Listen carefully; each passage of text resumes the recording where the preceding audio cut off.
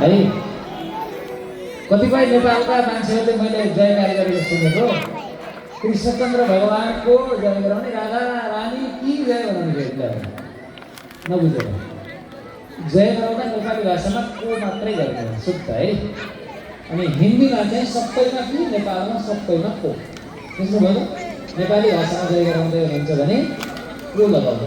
हामी भगवती दुर्गा माताको पावन मन्दिरको सान्निध्यमा छौँ, प्राङ्गणमा छौँ। आमा भगवती जगत जननी पराम्बा आदिशक्ति माँ दुर्गाले हामीलाई हेरिरहनु भएको छ। एकचोटि उहाँको जयकार गरौँ। श्री दुर्गा माता को, नवदुर्गा भवानी को,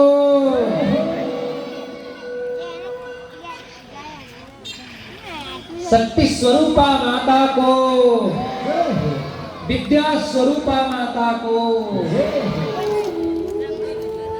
प्राचीन समयमा राज्य व्यवस्थाको परिकल्पना गर्दा अर्थ मन्त्रालय पनि मातृशक्तिलाई, अहिले अर्थ मन्त्रालयमा पुरुषहरू हुन्छ हैन, रक्षा मन्त्रालय पनि माताले, अहिले रक्षा मन्त्रालयमा पुरुष हुन्छ कि महिला हुन्छ है। हजुरहरूले सोध्नुहुन्छ है के छ व्यवस्था। अनि शिक्षा मन्त्रालयमा पनि माताहरू हुन्थ्यो प्राचीन समयमा। शिक्षा मन्त्रालय हेर्ने कसले? सरस्वती माताले। अर्थ मन्त्रालय हेर्ने कसले? लक्ष्मी माताले। अनि रक्षा मन्त्रालय हेर्ने कसले? दुर्गा माताले। प्राचीन राज्य व्यवस्थामा सबैभन्दा महत्त्वपूर्ण मन्त्रालयहरू मातृशक्तिलाई हुन्थ्यो। उहाँले छोडेर बल्ल देवताहरूले पुरुषहरूलाई। त्यसैले मातृशक्ति, मातृभूमि, मातृभाषा है। पितृभाषा भनेनौ नि, पितृभूमि भनेनौ नि, के भन्यौ? मातृभूमि। सीताराम, राधा कृष्ण, उमा महेश्वर, गौरी शंकर, सबै प्रयोगहरू मातृशक्ति पुरुष शक्ति भन्दा श्रेष्ठ र विशिष्ट हुनुहुन्छ भन्ने ज्ञान दिनका लागि हो। त्यसैले गौमाताको हामीले महिमा बुझ्ने हो भने हामीले पहाडका सबैभन्दा अप्ठ्यारा बाटाहरूमा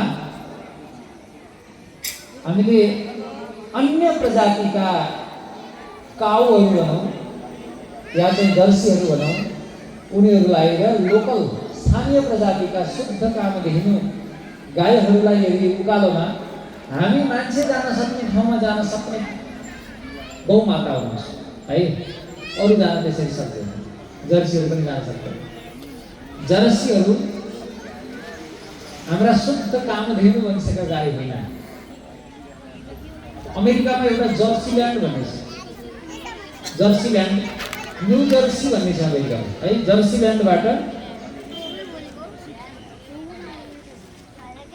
लयका प्राणीहरूको केही सङ्कर अवस्था, सङ्करहरूको मिश्रण गरेर सङ्कर गरेर केही प्राणीहरूको जेनेटिकली मोडिफाइड गरिएर उनीहरूको स्वरूपलाई परिवर्तन गरेर बनाइने प्रजातिका प्राणीहरू संसारमा छन्। गाई चाहिँ कामधेनु हुनुहुन्छ। गाईको नाम कामधेनु किन हो? काम भनेको इच्छा, कामना, काम भनेको कामना, धेनु भनेको दुइदिने, हरेक इच्छालाई दुहेर पुरा गरिदिने, इच्छा पुरा गरिदिने भएर गाईलाई कामधेनु भनिन्छ। चिन्तामणि भनेको के हो? चिताएको चिन्तन गरेको कुरा दिने मणिलाई चिन्तामणि भनिन्छ। कल्पवृक्ष भनेको के हो? कल्पना गरेको प्रदान गर्ने वृक्षलाई के भनिन्छ? कल्पवृक्ष, डिजायर फ्रुट ट्री। अब कामधेनु भनेको के रहेछ? अरू प्राणी रहेछन्, जनावर रहेछन्, तर गाई माता हुनुहुन्छ, कामधेनु हुनुहुन्छ। कामधेनु भनेको समस्त कामनाहरूलाई दोहन गरिदिने, पुरा गरिदिने, सकल मनोकामनाहरूलाई परिपूर्ण गरिदिने क्षमता भएकी गाई हुनुहुन्छ। जुन समाजमा गाईको अपमान हुन्छ, जहाँ गाईको तिरस्कार हुन्छ, वेदले के भन्छन् भने यदि कुनै ठाउँमा गाईको अपमान भयो भने ध्यान दिएर सुन्नु होला है। कुनै ठाउँमा गाईको अपमान भएर गाई दुखी भएर रुनु भयो भने त्यो क्षेत्रमै कुनै महान आत्माको अभ्युदय हुँदैन, जन्म पनि हुँदैन। त्यहाँ आउने आत्माहरू पनि त्यस्तै कमसल प्रकृतिका, त्यस्तै नीच प्रवृत्तिका, त्यस्तै पापाचारले युक्त भएका जीवहरू मात्रै त्यहाँ आउन पाउँछन् अरे।